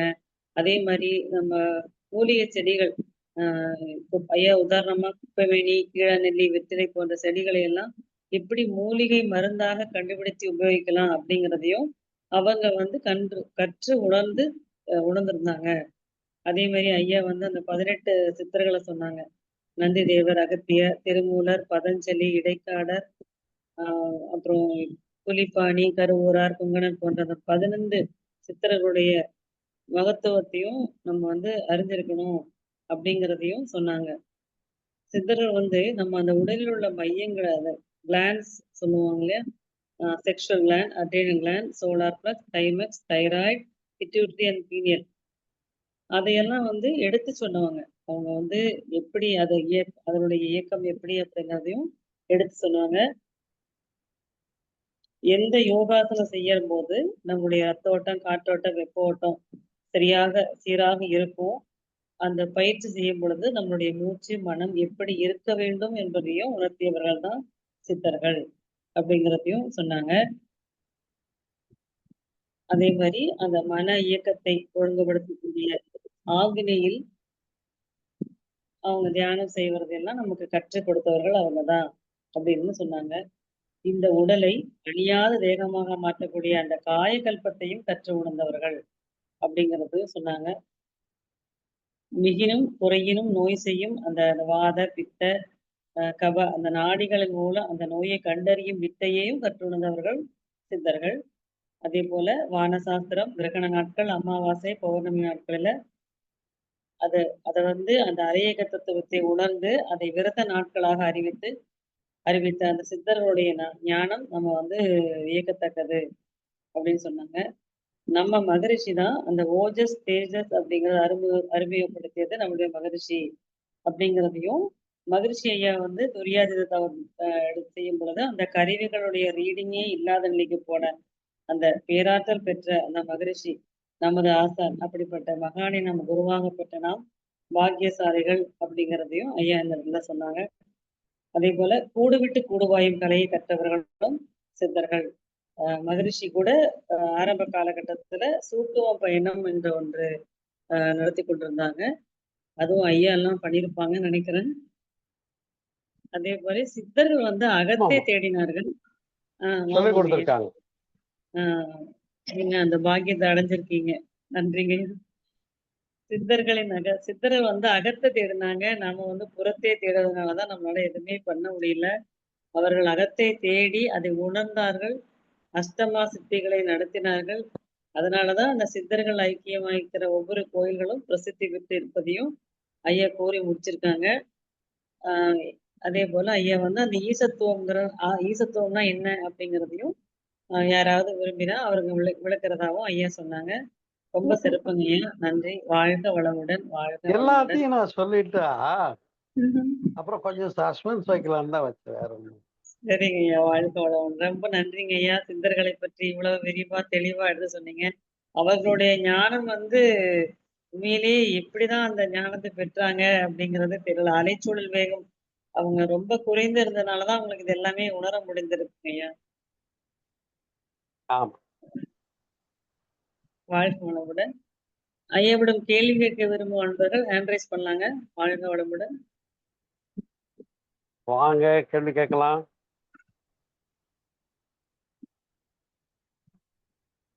ஐயா அந்த சூக்கும பயணம் மகரிஷி நடத்துறாங்க இல்லைங்களா ஐயா? அப்போ வந்து ஆமா. எல்லாரும் நான் கேள்விப்பட்டது, என்னோட அப்பாலாம் சொன்னது கேள்விப்பட்டது, பாடி வந்து அப்படியே கொஞ்சம் ரைஸ் ஆகும் அப்படின்னு. அது அப்படிங்களா ஐயா? பாடி உடம்பு ரேஸ் வந்து ஆகாது. பாடியில இருந்து சூட்சும தேகம் வெளியே அதுதான். வேகம், எழுச்சி வேகம். பெறுவதை நாம கிளியரா உணரலாம். அதுதான். சொல்லி கேள்விப்பட்டுருக்கேன். அதுதாங்க ஐயா எல்லா கேட்டேன் நானு. மாஸ்டர் கோர்ஸ்லயும் அருள்நிதி பயிற்சியில ம். காலையில அந்த 2வது நாள் அதிகாலையில நாள் வந்து மணிப்பூரகம் பண்ண சொல்லி அப்படியே ம். படுத்துருங்க, இங்க ஹால்லயே படுத்துருங்க, ரூமுக்குள்ள போனா இங்க வந்து அப்படியே படுத்துருங்கன்னு சொல்லி இங்கேயே காலையில வந்து அதிகாலையில மகிழ்ச்சி நடத்தும் போது அந்த உணர முடிஞ்சது. நாங்க சரிங்க. வந்து அதை அனுபவிச்சிருக்கோம். அப்புறம் அதை யாரும் மிஸ்யூஸ் பண்ணிடக்கூடாதுன்னு தான் காலப்போக்கில் அந்த பயிற்சியை நிறுத்திட்டாங்க. சரிங்க, சரிங்க. ரொம்ப சிறப்புங்க. அண்ணா வாழ்க வளமுடன். நீங்க பேசலாம். வளமுடன்மா. தியானமே யோகம், யோகமே ஞானம். தமிழ் ஆனந்த யோகம். வாழ்க வளமுடன். ஐயாவுக்கு மிக்க நன்றி. சித்தர்களை பற்றி மிக தெளிவாக ஐயா தனது சிந்தனை உரை ரொம்ப சிறப்பா அருளினாங்க. நம்முடைய தென் தமிழகத்திலே இத்தனை சித்தர்கள் இருக்கிறார்கள் என்பதை அறியும் போதும் அவர்களுடைய அந்த பல நுட்பமான நுணுக்கங்களை நமக்கு மகரிஷி அதாவது தெரிந்து நமக்கு செலக்ட் பண்ணி கொடுத்துருக்காங்கன்னு உணரும் போது ரொம்ப ஆமா. சிறப்பா இருக்கு. அது ரொம்ப நாம எல்லாம் பாக்கியசாலிகள் அப்படிதாங்க ஐயா நினைக்கணும். நன்றி. அதே மாதிரி இப்போ ஐயாவுடைய புத்தக வெளியீடு சனிக்கிழமை பழனியிலே சிறப்பாக நடைபெறும். நாளைக்கு நாளைக்கு நாளைக்கு நேரம் வெளியிடாயிருக்கு. வெளிக்கிழமை ஓகே. பிறப்பிற்கு முன்னும் இறப்பிற்கு பின்னும் என்ற தலைப்பிலே அதில் அருகில் உள்ளவர்கள் சிறப்பாக கலந்து சிறப்பிக்க வேண்டுமாய் அன்போடு ஐயா வாங்க, சார்பாக எல்லாரும் பயணிக்கு வாங்க. நிச்சயமாங்க ஐயா. வாழ்க வளமுடன். சிறப்பா அது நடைபெறணும். நாங்க சில வகுப்புகள் காரணமாக வர இயலாத சூழல் இருக்கோம். இல்லைன்னா எங்க மனசுல அங்கதான் இருக்கு. சிறப்பான புத்தக வெளியீடு நடைபெற எங்களுடைய வாழ்த்துக்கள். தமிழ் ஆனந்த யோகா அன்பர்கள் அனைவரின் சார்பாகவும் இந்த குழுமத்தில் உள்ள அனைத்து அன்பர்கள் சார்பாகவும் வாழ்த்துக்கள், மனம் நிறைந்த வாழ்த்துக்கள் ஐயா. நன்றி. அதே மாதிரி அருணகிரிநாதர் சொன்னீங்க ஐயா. அந்த கிளி கோபுரத்துல அவரு சூக்குமாக பயணம் செய்த அதே மாதிரி போகரும் நம்ம கேள்விப்பட்டிருக்கோம். ககன மார்க்கம் சொல்லியிருக்கீங்க. அவரு மக்கா மதினா போயிட்டு வந்தார் என்னும்போது அங்கிருந்து அவரு எதற்காக அங்கு பயணம் செய்தார், அங்கிருந்து நமக்கு என்ன ஒரு இதை கொண்டு வந்தாருன்றது அது எனக்கு தெரியலைங்கய்யா. நீங்க முடிஞ்சா சொல்லுங்க. அதே மாதிரி இப்ப மற்றபடி காயகல்பத்தினுடைய நுட்பமான உண்மைகளை எல்லாம் எகிப்து, ஜப்பான், சீனா போன்ற நாடுகளினுடைய பாரம்பரியமான பல முறைகளை அறிந்து மகரிஷி நமக்கு சித்தர்கள் முறையோட கலந்து கொடுத்தது தான் நம்ம காயகல்பம். வைத்திய முறைகள் நுட்பங்கள். ஆமா. சரி சரிங்க. அதுபோல சித்தர் வந்து எல்லா துறையிலையும் மேம்பட்டு இருந்தாங்க. அதுலயும் குறிப்பா போகர் வந்து தலையாய ஒரு மாணவர்ன்றது உங்களுக்கு தெரியும். அப்ப அவர் அந்த மாதிரி எல்லா நாடுகளுக்கும் சூட்சுமமாக போய் தான் உணர்ந்தாங்க. உதாரணமாக எப்படி இங்க இருந்து காஞ்சிபுரத்திலிருந்து ஆஹ் போதிசத்துவர் அங்க போனார்னு பாக்குறோம் இல்லையா? ஆமாங்கய்யா. அவரு சித்தர்கள்லாம் நேரடியாக வந்து போனாங்க. அன்னைக்கு அவங்க ஃப்ளைட்லாம் கிடையாது. எப்படி ஆமா. போயிருப்பாங்கன்னு பாருங்க. அவரு குதிரை மார்க்கமாக பயணித்து போனாருன்னு அந்த அவருடைய கதைகள்ல இருக்கு. பட் நிச்சயமா. இவர் வந்து நமக்கு போகர் ககன மார்க்கமாக சென்றார் என்றது. சோ அந்த போனார்னு இருக்கு. வைத்திய முறைகளை கொண்டு வருவதற்காக. நல்லதுங்க ஐயா, சிறப்பு. நான் இவருடைய நூல்களும் நிறைய வைத்திய முறைகள் இருக்குன்னு போகர் எழுதி படிச்சிருக்கேன். அதே மாதிரி ஆ, அகத்தியருடைய மருத்துவ குறிப்புகள் வைவி. ரொம்ப சிறப்பு வாய்ந்தது. ஓகே, நன்றிங்க ஐயா. வாழ்க வளமுடன். மகரிஷி தத்துவத்தோட அந்த அனிமா, மகிமா, லஹிமா அதை இப்பதான் பாக்குறோம். அந்த காந்தி என்பதற்கான விளக்கமும் ரொம்ப சிறப்பா இருக்குங்க ஐயா. நன்றி ஐயா. வாழ்க வளமுடன். நன்றிம்மா. மகிழ்ச்சிமா. வாழ்க ஒரு வளமுடன். செய்தி எல்லாரும் முடிக்கிறதுக்கு முந்தி சொல்லிக்கிறேன். அப்புறம் வேற கேள்வி இருந்தா கண்டினியூ பண்ணுங்க. சொல்லுங்க ஐயா. இந்த புத்தகம் வந்து விலை 90 ரூபாய். இந்த புத்தகம் வெளியீட்டுக்கு பின்னால யாரும் வேணும்னா என்னுடைய செல் நம்பர் போஸ்டர்ல போட்டிருக்காங்க. அந்த செல் நம்பருக்கு நீங்க அமௌண்ட் அனுப்பிச்சு முகவரியும் அனுப்பிச்சிங்கன்னா நான் உங்களுக்கு அந்த அனுப்புகிற செலவோட சேர்த்து அனுப்பிச்சி வைக்கிறேன். எத்தனை புக் வேணுமோ கேளுங்க, எல்லாரும் பெற்றுக்கொள்ளலாம். நாளைக்கு வெளியீடாகிறது அந்த புத்தகம். மகிழ்ச்சி. வேற கண்டிப்பாங்க. கேள்வி? நாங்க வாங்கிக்கிறோம் ஐயா. வாழ்க வளமுடன். நண்பர்கள் வேற யாராவது கேள்வி கேட்க விரும்பினாலும் ஹேண்ட் ரைஸ் பண்ணலாங்க.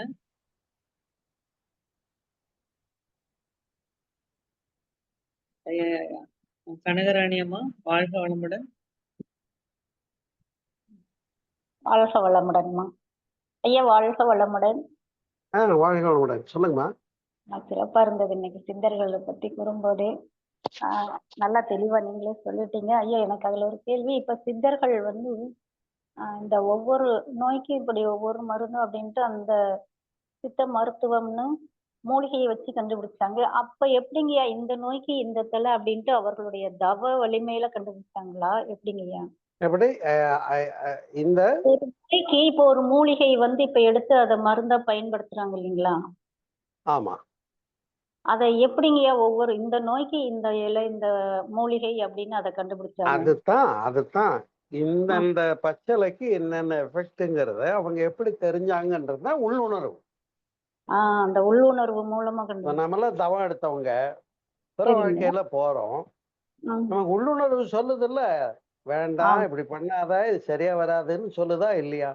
உங்களுக்கும் ஆமா. எனக்கும் சொல்லுதா இல்லையா? கண்டிப்பா. மற்றவங்களெல்லாம் விட்டுருங்க. நம்ம தியானம் கண்டிப்பா. எடுத்தவங்க, துரியத்துல எப்போதும் இருக்கிறவங்க, என்ன ஆமாங்க. வேணுமோ இங்க இருந்து மேல பதில் கிடைக்குதா இல்லையா? கண்டிப்பா. அப்புறம் நமக்கே துரியம் பண்ணி இவ்வளவு எஃபெக்டிவா இருக்கும்போது சித்தர்களுக்கு எப்படி இருக்கும்? ஆமாங்க. அதைத்தான் சொன்னேன், ESPன்னு சொன்னேன். புரியுதா? புரியுது இதெல்லாம் புரியுதுங்க. சொல்ல முடியாது. அவங்க எப்படி கண்டாங்கன்னாக்கா அதை வந்து அது எனக்கே தெரியாதே, நான் எப்படி உங்களுக்கு சொல்லுவேன்? இப்ப அதனாலதாங்க அந்த மருந்து சித்த மருந்து அந்த பொடியெல்லாம் வந்து இந்த ஆமா, சித்த இன்னைக்கு திரள வரைக்கும் சமுதாயத்துல விளக்கப்படாத ஒரு சப்ஜெக்ட் வச்சுக்கோங்களேன். அவங்க வந்து வேஸ்ட் பண்ணாதீங்க அந்த பொடி நீங்க எதுவுமே சித்தர்கள் நிலையில எங்க நிக்கணுமோ அங்க நின்னீங்கன்னா உங்களுக்கு அந்த விளக்கப்படாத மர்மங்களும் விளக்கப்படும். விளக்கப்படும். சரி அத சரிங்க. நான் சொல்லல, மகரிஷி பாடுறாங்க. ஏட்டி நிலை கை எண்ணமோ அகண்டாகாரம் எழுத்து தானே வரும்ன்றாங்க. ஆஹ் அப்ப கருத்து எங்க இருந்து வரணுமோ அங்க இருந்து வருதுன்றது தான் பேசிக்கிட்டு இருக்கோம். சரி அதுதான் சரிங்க. ESP. சரிங்க. இப்ப அந்த சித்த மருந்துகள் அந்த பொடியை கூட அவங்க டாக்டர் சித்த டாக்டர் எல்லாம் என்ன சொல்றாங்கன்னா அதையெல்லாம் நீங்க வேஸ்ட் பண்ணக்கூடாது. இப்பதை சாப்பிட வச்சிருங்க, அதையும் டைம் வரும்போது சாப்பிடுங்க. அதெல்லாம் உயிருள்ள மருந்துகள். அதனால அதை வந்து நீங்க எப்பயுமே வேஸ்ட் பண்ணக்கூடாது, அதையெல்லாம் இது பண்ணக்கூடாது அப்படின்னு. சுருக்கமா சொன்னா நோ எக்ஸ்பைரி டேட். ம். அதனால எதையும் வந்து நீங்க அதை வந்து வேஸ்ட் பண்ணிடாதீங்க அப்படின்னு தான் சொல்றேங்க. ஆ இங்க நம்ம ஊர் பக்கத்துல எங்க இளம்பிள்ளை இருக்குங்கய்யா, கஞ்சமலை. ஆ அங்கதான் கமலங்கிநாதர் கோயில் இருக்கு, ஆ சித்தேஸ்வரர் அப்படின்ட்டு. அங்க போனா அங்க கதை சொல்லுவாங்க. அந்த மூலிகை வந்து ஆம், அதாவது இளமையா இருக்கிறதுக்காக மூலிகை தேடிட்டு வந்தாங்களாம். திருமூலரா சித்தர் மறந்து போச்சு. கூட அவருடைய சிஷியர் தான் காலாங்கிநாதர். அப்ப 2 பேருமே ஆ அங்க வந்து இவருக்கு அவர் குருவா இருக்கிறாரு, காலாங்கிநாதர் சிஷியரா இருக்கிறாங்க. அவங்களுக்கும் கொஞ்சம் வயசாயிடுச்சு. இவங்கள சமைக்க சொல்லிட்டு அவங்க வந்து மூலிகை தேடுறதுக்கு அங்க கஞ்சமலை பெரிய மலைங்கய்யா, சுத்தியே மலை. ஃபுல்லா அங்க வந்து ம் சித்தர்களுடைய வாசம் தான் அப்படின்னு சொல்றாங்க. அவங்க அந்த மூலிகை பறிக்க போகும்போது இவர் சமையல் பண்ற அப்படின்ட்டு அப்போதைக்கு அந்த சாப்பாடை கிண்டி விடுறதுக்கு ஒண்ணும் இல்லையேன்ட்டு பக்கத்துல இருக்கிற ஒரு செடிய ஒடிச்சு அந்த குச்சியை கிளறி விடுறாங்க சாப்பாடு கலர் மாறிடுதுங்களாம். ஐயோ! குருவுக்கு போய் இத நம்ம எப்படி குடுக்குறது அப்படின்ட்டு அந்த சாப்பாட எடுத்து இவரு சாப்பிட்டு நம்ம வேற செய்யலாம் அப்படின்ட்டு சாப்பிடும்போது, அவர் வந்து இளமையா வயசு பையனா மாறிடுறாருங்களாம். அப்ப அந்த ம். குரு வந்து இன்னொரு சித்தர் வந்து திருமூலரா எனக்கு மறந்து போச்சுங்க. அவரு வந்து என்னப்பா இங்க இருந்தவரு எங்க போயிட்டாருன்ட்டு அவரே கேட்கிறாங்களாம் இவங்கள. சாமி குருவே நான் தான் காலங்கி அப்படின்னு சொல்லும்போது, எப்படி இந்த மாரி ஆனேன்னு சொல்லும்போது, அவர் இந்த மாரி பக்கத்துல இருந்த அந்த செடிய எடுத்து பண்ணேன் அப்படின்னு சொல்லும்போது, அவரு வந்து அவரு ஆ சாப்பிட்டத வந்து நீ கொஞ்சம் எடுத்து குடு அப்படின்னா, அத சாப்பிட்டோனே அவரும் இளமையா வந்துட்டாங்க. அப்படின்ட்டு அங்க கதை சொன்னாங்கய்யா. அதனால அந்த இடத்துக்கு வந்து இளம்பிள்ளைன்னு ஒரு பேரு வந்துச்சு அப்படின்ட்டு அந்த சித்தருடைய மகிழ்ச்சி, மகிழ்ச்சி. நானும் இந்த கதை கேள்விப்பட்டிருக்கேன். ம். அப்ப எவ்வளவு சிறப்பு பாருங்களேன். அந்த இளம் பிள்ளைக்கெல்லாம் நான் வகுப்பு நடத்த வந்திருக்கேன். 30 இளம்பிள்ளை அங்க வருஷத்துக்கு முந்தி ஆ, இளம் பிள்ளை மன்றத்துல வந்து ஆ. பேச்சு கொடுத்து வரிசையா உட்கார வச்சு தீட்சை கொடுத்தோம். சரி, ஒரு சரிங்க. அன்பருக்கு கூட ஆ, மூலாதாரத்துல இருந்து எழுப்பின உடனே ஆற்றல் தாங்க முடியாம ஆ. வேற அட்டாச்மெண்ட் சோல் இருந்தது, சத்தம் போட்டுச்சு. ஓஹோ! எனக்கு நீங்க சரி. சொல்லும்போது இளம்பிள்ளை பத்தி சொல்லும்போது ஞாபகம் வருது. அங்க ஃபுல்லா அந்த சித்தர்கள் வாசம்தான். பௌர்ணமி, அமாவாசைக்கு நல்ல கூட்டம் வரும். அங்க அந்த சாமி சொன்னாரு, "நீங்க பௌர்ணமிக்கு வாங்கம்மா, அங்க ஒரு 2, 3 கிணறு இருக்குங்கய்யா. தண்ணி அப்படியே பளிச்சுன்னு இருக்கும். மலையில வந்து எப்படி வருதுன்னு தெரியல. ஊத்து தண்ணி தான். நீங்க தண்ணி ம். ஊத்திட்டு பௌர்ணமிக்கு வந்துட்டு போங்கம்மா. அந்த சித்தர்களுடைய ஆசி அபரிவிதமா உங்களுக்கு கிடைக்கும்னாங்க."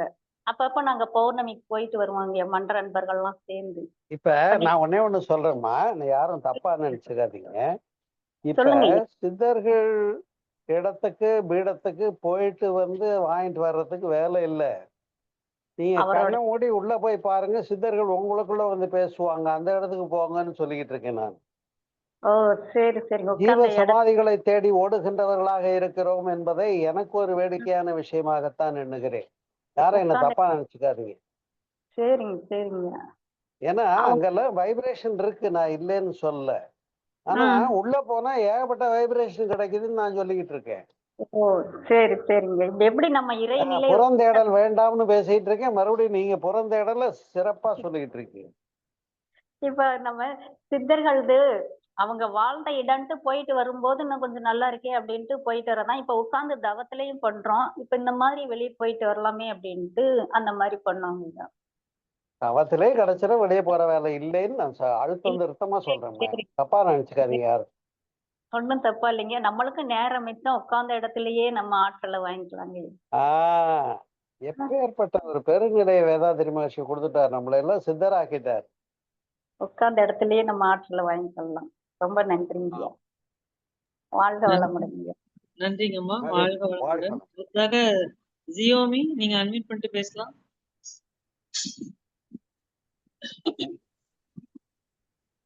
வாழ்க வளமுடன் ஐயா. சொல்லுங்க. வாழ்க வளமுடன். ஐயா, ஒரு இடத்துல வந்து மகரிஷி தியானம் பண்ணும்போது அ- அளவிட முடியாததுன்னு சொன்னீங்களே ஐயா, அது என்னது புரியலைங்க ஐயா. கருவிகள் இப்ப இசிஜி, இஇஜின்னு கருவிகள் இருக்கு இல்லையா? ஆ அந்த மாதிரி கருவிகளை செட் பண்ணி நீங்க பார்த்துருப்பீங்க ஆஸ்பத்திரியில நெஞ்சு மண்டையில எல்லாம் வச்சு அந்த அதிர்வுகளை கவனிக்கிற கணக்கு போடுற இசிஜி, இஇஜின்னெல்லாம் கேள்விப்பட்டிருப்பீங்க. ஆமாங்க ஐயா. ஸ்கேன் எடுக்கிறாங்கல்ல, அது மாதிரி அந்த அதிர்வுகளை உணருகின்ற நரம்புகள் சம்பந்தப்பட்ட அதிர்வுகளை உணரப்படுகின்ற கருவிகள் மூலமாக முயற்சி செய்யறதுக்குரிய நீங்க தியானத்துக்கு போங்க, நீங்க என்ன ஃப்ரீக்குவன்சிக்கு போறீங்கன்னு எங்க கருவியை வச்சு நாங்க சரி பார்க்கறோம்னு கேட்டாங்க. புரியுதா? சரிங்க ஐயா. மகரிஷி தியானத்துல உட்காந்துட்டாங்க. ஆ மகரிஷி உடம்புல இந்த கருவிகளை ஃபிட் பண்ணிட்டாங்க அங்கங்க. ம், சரிங்க ஐயா. தியானம் தொடங்கும் போது அது அமைதி நிலைக்கு போறாருன்றத காட்டிக்கிட்டே வருது. ஆ மகரிஷி துரியாதத்துக்கு போனாங்க. ம் இந்த கருவி அவர் என்ன ஃப்ரீக்குவன்சிக்கு போனார்ன்றத காட்ட முடியல. சரிங்க ஐயா. புரியுதா? ஆ அப்ப துரியாதீதம் எப்பேற்பட்ட நிலை தெரியுதா? ஆ என்ன ஆ, முழுசா ஊங்கட்டோமா புரியுது அறையா ஊங்கட்டுறீங்க? புரியுதுங்க ஐயா. ஆ? ஆ, சக்தி களத்துல ஆமா, போச்சு போங்க. அலைச்சூழலே சரி, இல்ல. என்னமோ பண்ணுங்க. நீங்க ஆ, அதுதான் ஐயா அம்மா, சொல்றீங்க. துரியாதீதம்னா ஜீரோ என்னன்னு நான் அலைச்சூழல். விளக்கி ஒரு புத்தகம் எழுதியிருக்கேன், ஆமாங்க சரிங்க. சகஜானந்தம்னு. ஆ, நீங்க வாங்கி படிச்சு பாருங்க. ஆ, அதுல துரியாதீதம்னா என்னன்னு விளக்கி முடிச்சிருக்கேன். யோக சமாதி நிலையை பற்றி அதுல கம்ப்ளீட் பண்ணிட்டேன். இந்த கம்ப்ளீட் சப்ஜெக்ட் சிவகலத்துல அதுல இருக்கு. போயிடுறேன். ஏன்னா ஆ, நீங்க ஆ, இப்ப போயிட்டு வர்ற இந்த சக்திகளம் சிவகலம் எல்லாம் எனக்கு ஒரு சப்ஜெக்ட் இல்ல. ஓகேங்க. ஆ, சரிங்க ஐயா. புரியுதுங்களா? ஆ, நான் பாழா போன நிலையை பத்தி பேசிக்கிட்டு இருக்கேன். வெட்ட சரி வெளி சரி. ஆ, இல்லையா, ஆமாங்க ஐயா. ஆ, வெளியதனில், அவ்வளவுதான். அதுவே சொல்லும், அதுவானால் அதுவே சொல்லும். சரி. நன்றிங்கம்மா. வாழ்க வளமுடன். நன்றிங்க ஐயா. அடுத்ததாக நன்றிங்க. பரமசிவன் ஐயா, நீங்க பேசலாம். வாழ்க வளமுடன் ஐயா. வாழ்க வளமுடன். சொல்லுங்க சார். அதாவது நம்ம நீங்க சொன்னதுதான் ஐயா ரொம்ப சிறப்பா எல்லாருக்கும் ரொம்ப நல்லா புரிஞ்சது. கடைசி ஒண்ணு சொல்றேன். நீங்க ஒரு அதாவது அஷ்டமா சித்தியில இருந்தது, அதை கொஞ்சம் ஞாபகப்படுத்துறதுக்காகவும் போன் இது சொன்னையா. இன்னொன்னு வந்து நம்ம பொதுவா வந்து அந்த நம்ம வந்து ஐம்புலன்கள் வந்து ஒரு அலை வேவ் லென்த் தான் நம்மளால கிரகிக்க முடியும். அதுக்கு நுண்ணிய அலைகளை வந்து நம்ம நம்ம வந்து சித்தர்கள் இவங்கெல்லாம் அடைஞ்சிருக்கனால தாவரங்கள் இதுல இருந்து வரக்கூடிய அந்த நுண்ணிய அலைகளை மற்றவங்க பெர்செப்ஷனுக்கு அது தெரியாது. ஆனா அவங்க அந்த நுண்ணிய அலைகள்ல இருந்து அதோட அவங்க இது பண்ணும்போது, அதோட ஆமா, ஐக்கியமாகும் போது அதனுடைய தன்மைகளை அவங்க உணர்ந்து அது இன்னதுக்கு இது பயன்படும்னு அறிந்திருப்பார்களோ என்று எனக்கு ஒரு மனசுல ஒரு மூட அதுதான் நம்பிக்கையால அததான் நான் வந்து மேம்போக்கா பதில் சொன்னேன். உள்ளுணர்வினால் தெரிந்து கொண்டார்கள்னு சொன்னேன். ரொம்ப நன்றியா, நன்றியா. எனக்கு ஒரு சந்தேகம் அது மனசுல இருந்தது. அதை இங்க சொல்ல ஒரு வாய்ப்பு சிறப்பு. நீங்க கிடைச்சதுனால நல்லா சொன்னையா. அக்குவேர ஆணிவேரா பிரிச்சு பதில் சொல்லிட்டீங்க. ரொம்ப நன்றியா. வாழ்க வளமுடன். அந்த கடைசி அந்த இது அஷ்டமா சித்தி அது ஒன்றும் சொல்லிருங்கய்யா. ஈசத்துவம் கேட்கிறாரு. ஈசத்துவம் ஈசத்துவத்தை கொஞ்சம் விளக்கிருங்கய்யா. அது ஒரு குறையா ஈசத்துவம்னா இருக்கு. என்ன நினைக்கிறோமோ அது எல்லாம் நடக்கும், அதான் ஈசத்துவம். ரொம்ப நன்றியா, ரொம்ப நன்றியா. இதுக்கு மேல ஒண்ணு வேணுங்களா? இல்ல இல்லையா. இப்ப நான் தவம் எடுத்திருக்கேன், நான் என்னெல்லாம் நினைக்கிறேன் நடக்குதுங்க. ஆஹ் அப்புறம் இப்ப நான் நினைப்பதெல்லாம் அந்த நடந்து இடத்துக்கு விட்டால் போயிட்டேன்னு என்ன தெய்வம் ஒத்துக்குவீங்களா? இவரு ரீல் விடுறாருன்னு என்ன பார்த்து நினைப்பீங்களோ தெரியாது.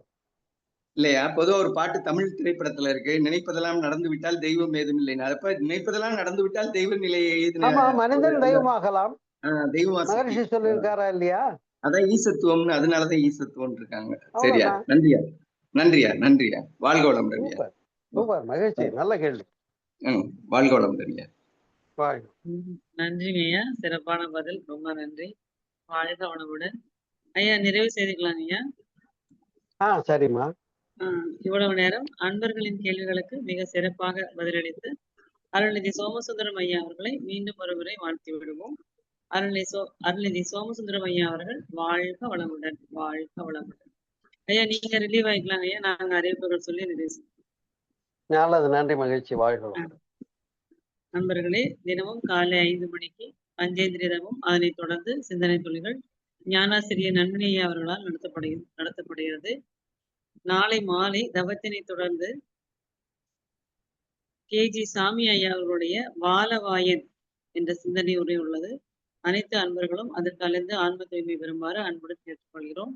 சனி மற்றும் ஞாயிறு மாலை நிகழ்வுகள் எதுவும் நடைபெறாது.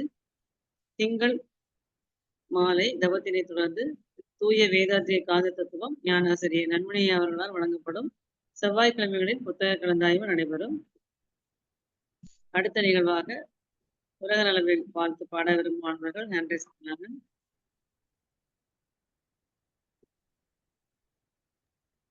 நாளை மதியம் அமாவாசைன்றதுனால நாளை மாலையும் மறுநாள் சனிக்கிழமை காலையும் பஞ்சபூத நவகிரக தவம் நடைபெறுமா? நன்றி, வாழ்க வளமுடன்.